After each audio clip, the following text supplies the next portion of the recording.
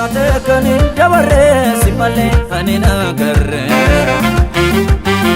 nani olaantummaa keenaaf lateetta wanta diike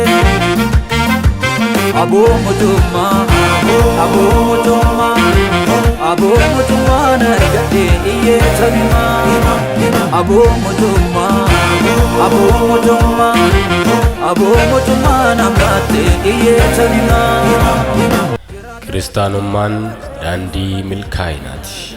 Macaafa moototaa isa duraa boqonnaa 18 lakkoofsa 36 hanga 40.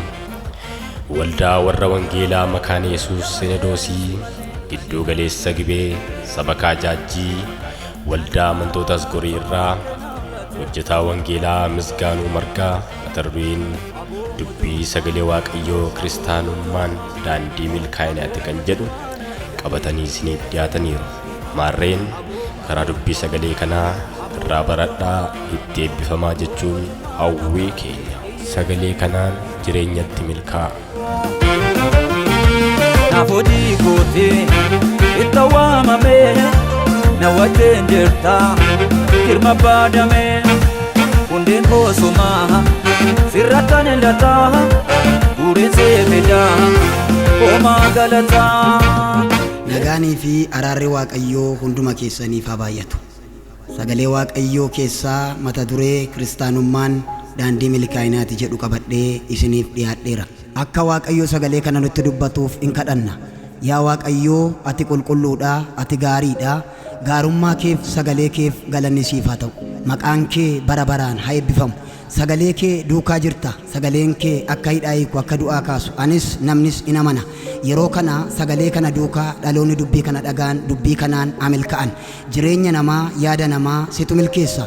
Hafuurri kee dubbii kana duukaa jireenya dhala namaa sadarkaa kamirra kan jiran akka nu milkeessitu adaraa jennee si kadhanna. Nu wajjin ta'ii nu gargaarii maqaa gooftaa Yesuusiin ameen. Kutaa macaafaa seensa godhannee kan ilaallu macaafota kakuu moofaa keessaa macaafa moototaa isa duraa boqonnaa 18 lakkoofsa 36 hanga 40tti maqaa gooftaa Yesuusiin nan dubbisaa akkas jedha. Yeroon aarsaa galgalaatti Eeliyaas raajichi gara iddoo aarsaatti dhiyaatee yaa Waaqayyo gooftaa isa kan Abrahaam kan Yisihaaq kan Yaaqoobis ati Waaqayyo isa kan Israa'el akka taate ani garbichi kee akkan ta'e wanta kana hundumaas abboommii keetiin akkan godhe har'a akka beekamu godhi. Jarri kun ati Waaqayyo gooftaa akka taate yaada isaanii gara ofii keetti deebisuuf akka jirtu akka beekanitti anaaf dhaga'i. Yaa Waaqayyo anaaf dhaga'i jedhee in kadhate. Yemmus ibiddi Waaqa irraa bu'ee qalmicha gubamu qoraanicha dhagaaf biyyoo gubee bishaan boollicha keessa tures arraabee ni goske.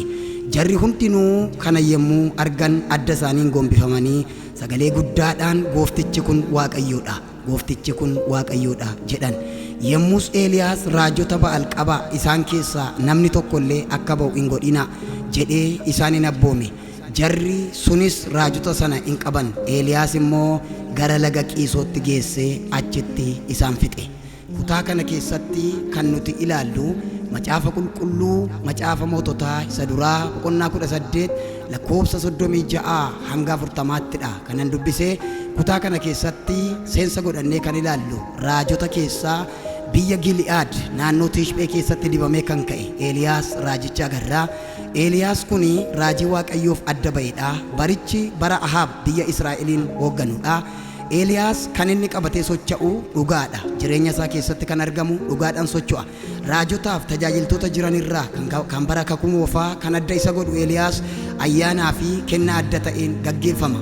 Gaaf tokko Eeliyaas kun Waaqayyo wajjin walii galee waan jiruuf rakkinni biyyattiitti akka dhufu argee yaada isaa qalbii isaan Waaqayyoon kadhatee kiristaanummaatti waan jiruufi jireenya isaa kenname kana wajjin Waaqayyo wajjin walii galee dhugaa jallatu arge. Ijji Eeliyaas qabu ija dhugaa jallate ilaaluudha. Gaaf tokko dhugaa jallate kanaaf Waaqayyoon kadhatee mootii Ahaabiin akkas jedhe, dhugaa Waaqayyoo isa jiraataa waggoota fuuldura kanaatti waggoota 3 fuuldura kana jirutti hamma gaafane dubbadhutti bokkaan fixeensi lafarratti hin argamu jedhee hin dubbate. Sababiin bokkaa akka caamu Eeliyaas kadhatee fi Waaqayyo waaqarra otoo jiru raajonni Ba'aal namoonni 450 dhugaa jal'isanii kiristaanummaa balleessanii jireenya isaaniitiin yaada isaaniitiin akka gaggeeffaman iddoon aarsaa waaqayyoo akka xuraa'e Eeliyaas waan argeef baay'ee waaqayyoo waan hinaafuuf inaare. Eeliyaas kun raajii kana erga dubbate booddee gara yaada isaatti gara hafuura isaatti deebi'ee waaqayyoon hin kadhate. Waaqayyo immoo Eeliyaasiin ani siif dhaga'eeraatii waggoota fuuldura kana jiran irratti bokkaan akka hin roobne godheera. Ati immoo gara galaana Qiisootti Yordaanos gamatti achi ce'iitii laga Kiiret keessatti burqaan siif hafeera achi jiraadhuudhee iddoo jireenyaa eeyyameef. Eeliyaas kun achi jiraatee bishaan hin dhuge. Bineensota bakkee jiran keessaa waaqayyo quuroo ni abboomeef. Erga quuroo harkaa soorome sadarkaa lammaffaa irratti Eeliyaas kun dubartii mandara sarphaataa jirtu harkaa deemee isa lammaffaa guddina isaa kan mirkaneessu nyaata harka ishii keessaa hin soorate. Sadarkaa sadaffaa irratti Eeliyaas kun gara mootii Ahaabitti ol ba'ee bokkaan biyyattiitti akka roobuuf namoota dhugaa jal'isan kana mootiin qabee iddoo aarsaatti dhiyeessee hafuurriif kennaa isaan ittiin socho'an kun akka ilaalamu ni godhe. Sagalee kanaaf gara mata duree kootti handhuura godhee deebuu yoon barbaadu kiristaanummaan daandii milkaa'inaati jedhee kiristaanni tokko jireenyatti milkaa'uu kan inni danda'u. Jechi kiristaanummaa jedhu kun jecha afaan Giriikii ta'ee bara hojii ergamootaatidha kan inni moggaafame. Jechi kun jecha afaan Giriikiiti. Kiristaanni tokko jireenya kiristaanummaatti yookiin hojii qabutti hadaldaalu haqotu tajaajilu milkaa'uu kan inni danda'u qabxii murtaa'aa ta'e kan armaan gadiitti ni ilaalla. Qabxiin jalqabaa tokko yaada waaqayyoo raawwachuudhaan kiristaanni tokko jireenyatti milkaa'a. Mul'ata Yohaannis 3:7 waldaa Filaadelfiyaa abbaan mul'ataa Yohaannis ardii Eeshiyaa keessa magaalaa Uziyaa keessa taa'ee kan inni barreesse. Waldaan kun humni ishii xinnoodha, dandeettiin ishiis muraasa. Garuu jaalala waaqayyoo raawwachuutti yaada waaqayyoo eeguutti kiristaanummaatti jiraachuudhaaf iddoon aarsaa ishii sobaa firmii kan hin qabne ta'ee yaada waaqayyoo kan raawwattudha. Waldoota torban jiran sana keessa madaallitti yeroo dhiyaatte waldaa Efesoon isaan gafaa caalaatti Laaqoodiyaa caalaatti fuula waaqayyootti fudhatama kan argate yaada waaqayyoo raawwachuudhaan humni ishii muraasa ta'etu jiru, dandeettiin ishii muraasa ta'etu jiru. Sodaa waaqayyoo raawwachuudhaan yaada waaqayyoo keessatti eegamuudhaan waaqayyoo Yohaannisitti hime ergaa waldaa kanaa boqonnaa 3 mul'ata 7-8tti akkas jedha. Waldaa kanaan humni kee muraasa garuu dandeettiin kee xiqqoodha. Yaada koo eegdeetta nan irraanfanne nan ganne. Kanaaf ani balbala banamaa harki namaa cufuu hin dandeenye banee fuuldura kee kaa'eera jedha. Balbala namni cufu biyya lafaa kana irratti waan baay'ee arguu dandeenya. Balballi waaqayyoo banu garuu isa harka namaatiin hin cufamne, haalaa ol kan ta'e, dandeettii namaatii ol kan ta'e, namni hixatee cufuu kan hin dandeenye, akka madaalli namaatti otoo hin ta'in harka waaqayyootiin kan baname, balballi harka waaqayyootiin baname deebi'ee cufamuu hin danda'u. Sababii kanaatiif dhaloonni sagalee kana dhageessan jireenya keessaniin itti milkaa'a. Waaqayyo kan inni barbaadu maqaatu hin ta'in jireenya barbaada. Dhaloonni sadarkaa barnootaarra jirtan dhaamsan isinii qaba. Tajaajila irra kan jirtan dhaamsan isinii qaba. Hojii garaa garaarra kan jirtan dhaamsan isinii qaba. Kiristoos jireenya dhala namaarra kan inni barbaadu kiristaanummaadha. Hammam yoo humni keessan dadhabeeyyuu garaa keessaniif yaada keessaniin Kiristoosiif jiraadha. Kiristoos deebi'ee addunyaa lammaffaa kanarra gaafa dhufu maqaa keenyatu jireenyatti nu galchatu hin ta'in hojii keenyadha. Waaqayyo kan inni ilaalu hojii dhala namaati. Kanaaf dhaloota sagalee kana dhaga'aniif dhaamsaanii qabu jireenya kiristaanummaa jiraadha. Ulfinni milkaa'ina hin ta'u. Dhalli namaa kan inni milkaa'ina dhabee kufee caccabaa jiruuf sagalee waaqayyootti jiraachaa hin jiru. Hojii jirtan hundumaa irratti milkaa'uudhaaf qorichi milkaa'inaa jireenya kiristaanummaatiin isiniin jira. Kurura kan caalu haadha hiyyeessaa jira, haadha hiyyeessaa kan caalu mootii haaf jira. Kurura kan caalu haadha hiyyeessaa jira, haadha hiyyeessaa kan caalu mootii haaf jira. Anda balaan jira, anda balaan jira, anda balaan jira, anda balaan jira. Anda balanjira, anda balanjira, anda balanjira, anda balanjira. Qabxiin lammaffaan abboomamuudha. Uumama boqonnaa 22 lakkoofsa 1-17tti Abrahaamiin ilaalla. Abrahaamiin yoo ilaalle Abrahaam jireenya lafarraatti jireenya waaqarraatti kan inni milkaa'e qabxii barbaachisoo ta'an amaloota sadiin biratti arga. Abrahaam biratti Abrahaam abboomamuudhaan agarra. Inni lammaffaan qajeelinaan agarra. Inni sadaffaan amantiidhaan agarra. Jireenya kanaan lafarratti milkaa'e waaqarratti milkaa'e. Abrahaam biratti qabiyyeen argamu kun sadan kiristaanummaa isaa mirkaneessan. Abrahaam nama waaqayyoon sodaatudha. Abrahaam yoo waaqayyo dhaabadhu jedheen dhaabata, yoo waaqayyo beenu jedhe hin deema. Sababii sababii kanaatii fi Abrahaam jireenya lafarraatti jireenya waaqarraatti abbaa amantii jedhee sanyii keenya eebbisa Waaqayyoo akkuma jedhe kakuusaa kan inni raawwateef yaada Waaqayyoo raawwatee jireenya Waaqayyoon gammachiisu jiraate. Abboomamuun waldaa kiristaanaa keessatti tajaajila irraa hin barbaachisa. Biyya keessatti hojjetaa irraa hin barbaachisa. Karaa hundumaan dhaloota kan biratti hin barbaachisa. Jireenya kiristaanummaa kan calaqqisiisu biyya kamitti yoo ilaaltan teessanii akka yaada keessanitti kan barattan kan hin baranne hojjetaan miti mootummaan yoo akka yaada keessanitti ilaaltan jireenya kiristaanummaa abboomamuudhaan ilaalama.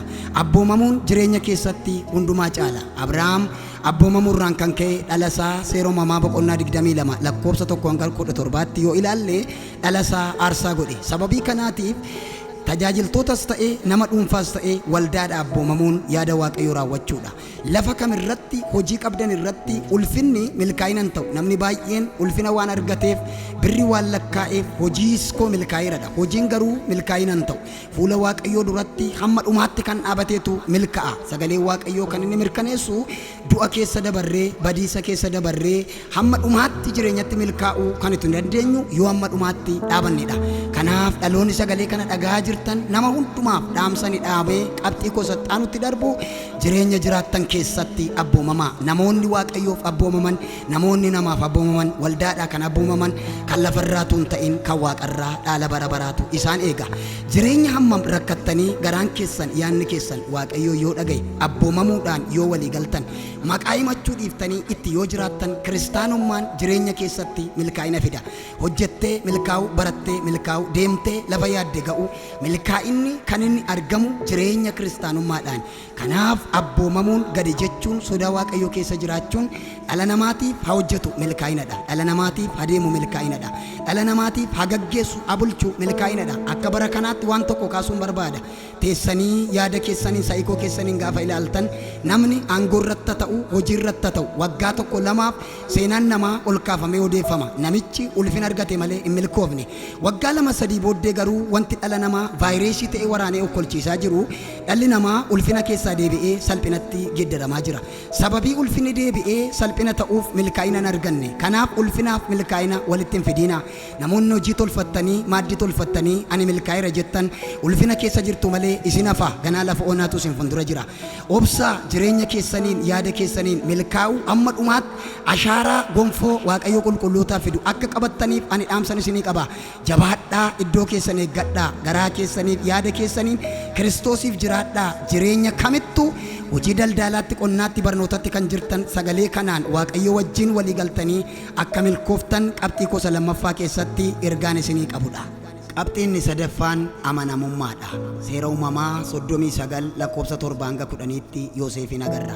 Yoosef biratti qabxii barbaachisoo ta'an kiristaanummaa isaa kan mirkaneessan waa sadii hubanna. Inni jalqabaa kakuudha. Inni lammaffaan ayyaana yookiin abjuudha. Inni sadaffaan amanamummaadha. Yoosef kun ijoollee Yaaqoob keessaa isa gara dhumaa dhalatedha. Qabiyyee inni qabu jalqabumaa kaasee Waaqayyoo sanyii Yoosef irraa Abrahaam, Yisihaaq, Yaaqoob irraa kaasee kakuu qaba. Kakuun kun kakuu ta'ee nafne ija ta'ee deebi'ee ijoollee Yaaqoob keessaa Yoosefin argate. Yoosef kun abjuusaa isa jalqabaa keessatti obbolaa isaatti gaafa abjuu hime abjuunsaa sun inaaffaa godhate. Abjuu Yoosef arge inni jalqabaa lafarratti, inni lammaffaan waaqarratti. Inaaffaan obbolaa keessaa ka'e abjuunsaa abjuu hiika qabudha. Abjuu kanatti jireenya kiristaanummaa isaa kanatti Yoosef kan inni milkaa'uu danda'e seera uumamaa boqonnaa 39 lakkoofsa 7-10tti handhuura dubbii kanaa arganna. Sababiin milkaa'ina isaa xuraa'ummaa diduudha. Yoosef jireenya isaa kanatti kan inni milkaa'e hojii irra jiru irratti himala qabu irratti fuula Waaqayyoo duratti kan inni milkaa'e barateetu hin ta'in kadhateetu hin ta'in addumaan tajaajila inni qabu keessaa jireenya kiristaanummaa isaatiif jedhee waa'ee xuraa'ummaatiif haati manaa mootii Qotifaaraa yeroo uffata irratti qabde uffata irratti dhiisee kiristaanummaa isaatiif jedhee kaayyoo isaa ilaalee ejjaaf waan Waaqayyootti isa buusu hundumaa baqatee jireenya isaatiin namummaa isaatiin harka akka ba'e macaafa qulqulluu keessaa ragaa qabatamaa in agarra. Yoosef kun otoo gaafsana dogoggoree jiraate lafa yaade ga'uu dhiisuu danda'a. Kakuusaa sana wajjin wal arguu dhiisuu danda'a. Inni garuu kutannoo qaba. Yeroo boolla bu'ees yeroo boollaa ba'ees kakuusaa faana jira. Yeroo gurguramees kakuusaa faana jira. Hin amaname hamma dhumaatti hin dhaabate. Qabiyyeensaa kakuudha, abjuudha, ayyaana of eeggannoodhaan dhaabate. Agalgaayin bara kakuu moofaa Yoosef xuraa'ummaa diduudhaan boolla bu'ee boollaa ba'ee wayyaa irratti qabamee wayyaa harkatti dhiisee mana hidhaa galee mana hidhaa keessa taa'ee bara gidiraaf rakkinaa fixatee obbolaan qarshiidhaan gurguranii galanii hin du'e jedhamee yoo himames inni hin duune. Baay'een afaan isaatiin Yoosef gurra isaatiin akka du'etti beeka. Yoosef garuu hin duune jireenyatti jira. Ani sagalee kana wal qabsiisee dhaamsan isinii qabu. Sagalee kana dhagaa kan jirtan biyya keessaas biyya bakkeedhaas dhaamsa guddaan isinii qaba. Jireenya jirtanitti milkaa'uu kan isin dandeessan seexana baasuun du'aa kaasuun miraakilii gurguddaa hojjechuun wabii ta'uu dhiisuu danda'a. Jireenya Yoosef kan mirkaneesse xuraa'ummaa dide yaada Waaqayyoo eegee kiristaanummaa isaa eeggatee iddoo isaaf yaadame sana hin ga'e. Abjuun isaa ganamaa hiika ta'ee raawwatamee warri isa gurguran deebi'anii seera uumamaa amma boqonnaa 41tti yoo ilaaltan obbolaan isa gurguran deebi'anii harka isaa irraa akka nyaatan ani sagalee Waaqayyoo hubadheen isinii eera. Kanaaf sagalee Waaqayyoo kana warri dhaga'aa jirtan ammas dabalee dhaamsa guddaa ani isinii dhaamu. Jireenya jiraattan keessatti waan Waaqayyootti hin tolle baqadhaa. Dhaamsa kooti kun waan Waaqayyoon gaddisiisu baqadhaa. Jireenya irra jirtanitti karaa qabdanitti hojii qabdanitti mul'ata qabdanitti tajaajila waldaa keessaa na dhagaa. Luboonni waldaa keessa jirtan na dhagaa. Lafa kam kan jiraattan na dhagaa. Jireenya har'aa borii irratti yaada Waaqayyoo eeganii jiraachuun murteessaadha. Mucaan kun boollaa ba'e mana mootitti uffanni irraa ba'e obbolaadhaan irraa ba'e. Mana hidhaa keessatti gaafa galees asranyaa lama gidduutti hidhame. Abjuu jaraa hiikuudhaanis guyyaa isa dhumaa gara abjuu mootii hiikuutti hin dhufe. Barcuma isaaf yaadame iddoo isaaf yaadame ga'eera. Ilaan akkasiniin jedha. Yaada Waaqayyootu raawwattanii guyyaan kan isinitti dukkanaa'e. Hin jiru Waaqayyoo kan jettan ilaa Waaqayyoo jira. Yeroo keetiin geenye malee harka qabee lafaa si kaasuudhaaf danda'aadha. Yeroo kee eegaa jira malee Waaqayyoo waa'ee kee isa kakate ni raawwata. Agarsiisee biraa dhabne Yoosefiin abbaa biyyaa godhe utuun baratiin mootii Gibxii godhee Yoosef biyya sana keessatti kabachiise. Sababii kanaatiif garaa keessaniif yaada keessan of dandeessisaa. Kiristoosiin sodaadhaa. Cubbuu baqadhaa. Inni gaafa dhufu gonfoo keessan fidee harka keessan galcha. Sagalee Waaqayyoo kanaan karaa hundumaan akka milkooftan dhaamsa koo isa sadaffaadhaa. Waaqayyo isin wajjin haa ta'u. Badhaasni koo gonfoo adii calaqqisu. Badhaasni koo gonfoo adii calaqqisu. Abdii dhugaan harkaan qabadhee galgalli koo fokkisu. Badhaasni koo gonfoo adii calaqqisu. Badhaasni koo gonfoo adii calaqqisu. Abdii dhugaan harkaan qabadhee galgalli koo fokkisu. Qabxiin kun narfaffaan dhugaaf yoo jiraannedha. Isa duraa mootota 22:15-19tti Miikiyaasiin agarra. Miikiyaas kun raajota xixiqqaa keessaa isa tokkodha. Qabiyyeen isaa waa lama. Inni jalqabaa humna kadhataa qaba. Inni lammaffaan hafuura dhugaadhaan gaggeeffama. Bara mootiin Ahaab biyya Raamaat Gilaaditti duuluudhaaf raajota waammatee lola dhaquudhaaf ka'e sana keessatti Miikiyaas kun gara booddeetti hafee xalayaan harka namaa akka isaan kaake ilaalla. Raajotiin isa dura dhaqan nama 400 ta'u. Isaan kun hundumtuu afaan tokkicha raajan. Mootiidhaan kan isaan jedhan yaada isaanii keessaa fuudhanii hin mootaa ol ba'i loli jedhan. Inni garuu gara dhumaarra waamamee waan Waaqayyoo isatti hime duwwaa akka haasa'uuf keessa isaa dhugaatu jira. Inni lammaffaan hafuura dhugaadhaan gaggeeffama. Waaqayyo isatti dubbannaan inni akkas jedhe umarra dhaqee mootii kanaan ani mul'atan arga. Tiksee rukutamee lafa dha'uu fi hoolota bittinna'anan arga. Tikseen sun sidhasiin jedha. Hoolonni garuu saba kanadha. Lola kana saba kana fuuteen naqiin hinduuta siin jedhe Waaqayyo jedhee gaafanni ergaa dhugaa dubbatu mootiin sun mucaa kana qaba mana hidhaa naa galchaa jedhee gara mana to'annaatti akka inni isa geesse kutaa sana keessatti in agarra. Ani wantan jechuu barbaade dhaamsa guddaan as keessatti arga. Gabaabinaan dubbachuu yoon barbaade mucaa kana harkatti yookiin raajii kan harkatti dhugaa nu badha. Dhugaa qabattanii kan sochootan lafa jirtan hundumaatti lolliin ka'uu miti hin ka'a. Dhugaan garuu galgala tola. Dhugaan lafarratti isin gargaara. Waaqarratti isin gargaara. Kanaaf himala qabdanitti hojii qabdanitti kiristaanummaatti milkaa'uu yoo barbaaddan dhugaadhaaf jiraadha. Namoonni baay'een dhugaa haalanii waan fagaatan itti fakkaata. Garuu deemanii fagoon ga'an lafti ittiin cituuf jira. Aduun itti dukkanaa'uuf jira. Ani garuu warri itti jiraattan dhaamsan isinii qabaa. Dhugaadhaa yoo deddeebitan karaan keessan lafarraa waaqarratti milkaa'ina qabaa. Fullaatanii jireenya qulqullootaaf qophaa'e argachuudhaaf jirtu. Waaqayyoo isin wajjina ta'uu dhugaadhaan deddeebi'a. Qabxiin koonni shanaffaan obsadha. Iyyoob boqonnaa 42 1-16tti Iyyoobiin agarra. Iyyoob kun qorumsa jalqabaa lammaffaa isarra ga'e keessatti kan inni milkaa'e obsa qaba. Iyyoob kun nama fuula Waaqayyoo duratti qajeelaa ta'edha. Macaafa Iyyoob boqonnaa 1 kaatanii yoo ilaaltan Iyyoob biyya Uus keessatti kan inni jiraatu abbaa qabeenyaa yoo ta'e iyyuu qabiyyeen kiristaanummaa isaa mirkaneessu. Iyyoob kun qajeelaadhaa nama obsa qabudha. Sababii kanaatiif lolli lolli keessaas alaas yeroo irratti ka'ee Iyyoob fuula Waaqayyoo duratti qabxii barbaachisoo ta'e sadii qaba. Amaloota isaa keessaa waa sadan kana tuquun barbaada. Inni jalqabaa Iyyoob qajeelaadha. Inni lammaffaan nama Waaqayyoon sodaatudha.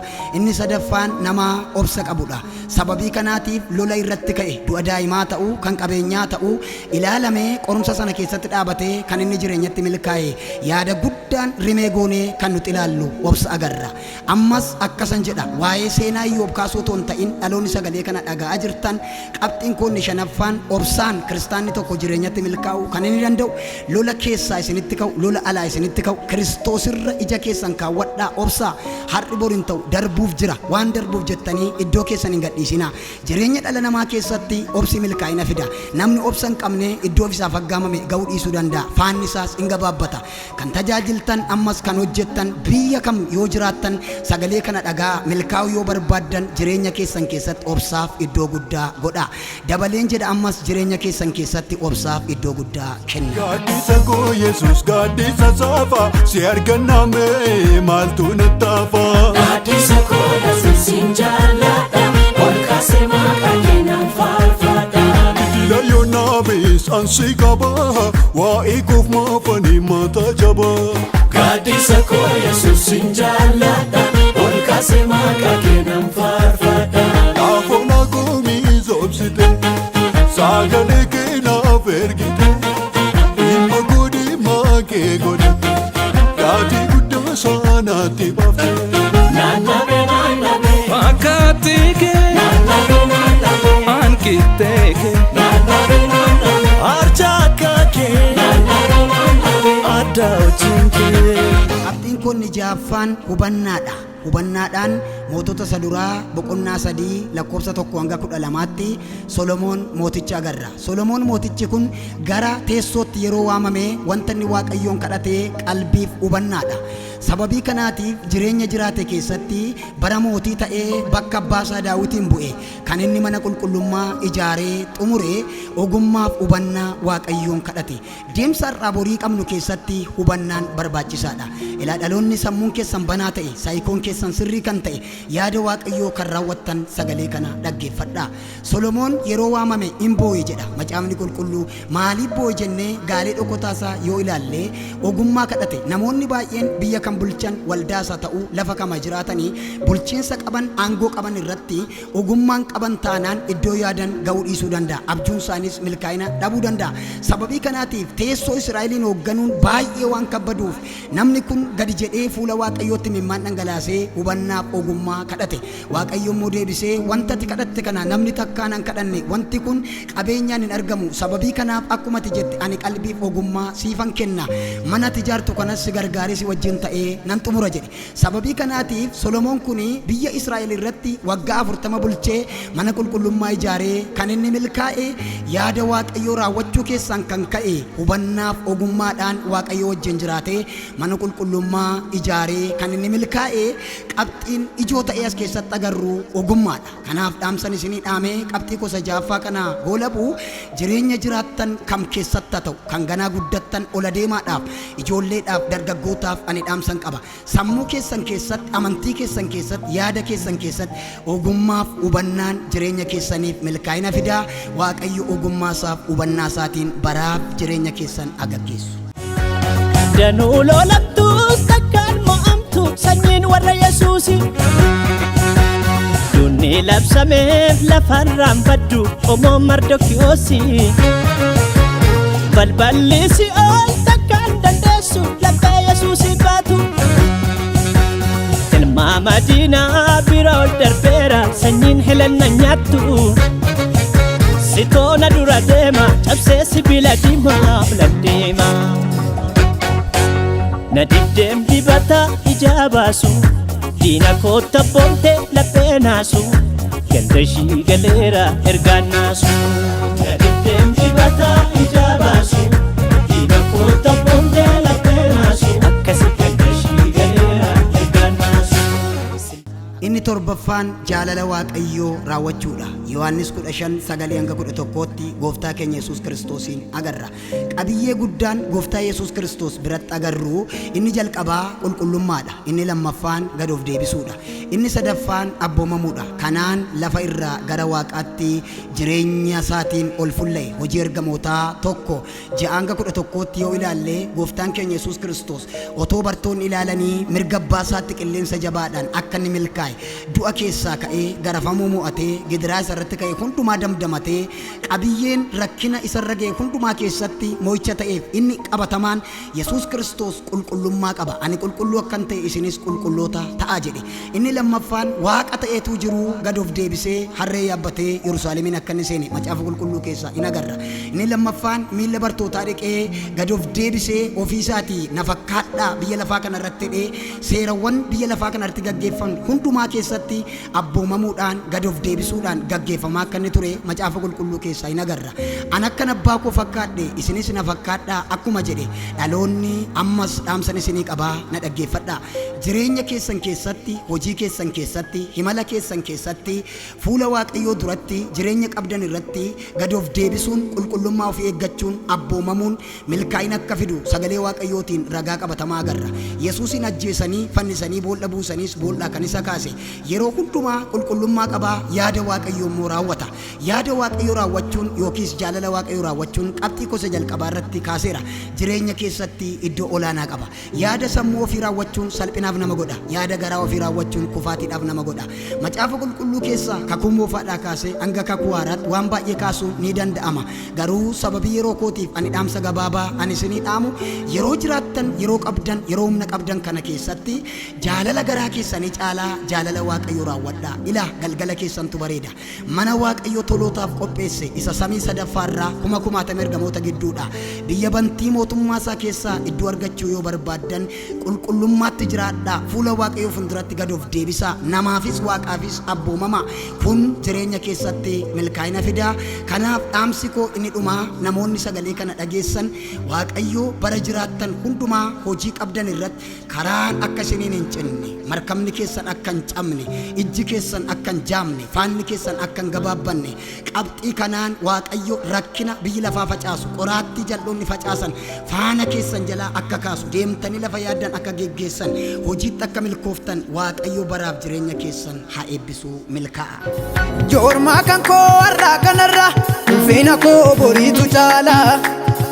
Rakkoo aduu galii tuffadheen darbee tulluu Siyoon ilaala. Isa na waame hunda mo'ee samii gubbaa mirga abbaa jira. Gatii namaa tokko nambisu qajeelummaaf dhugaadhaanira. Badhaasni koo gonfoo adii calaqqisu. Badhaasni koo gonfoo adii calaqqisu. Abdii dhugaan harkaan qabadhee galgalli koo fokkisu. Badhaasni koo gonfoo adii calaqqisu. Badhaasni koo gonfoo adii calaqqisu. Abdii dhugaan harkaan qabadhee galgalli koo fokkisu.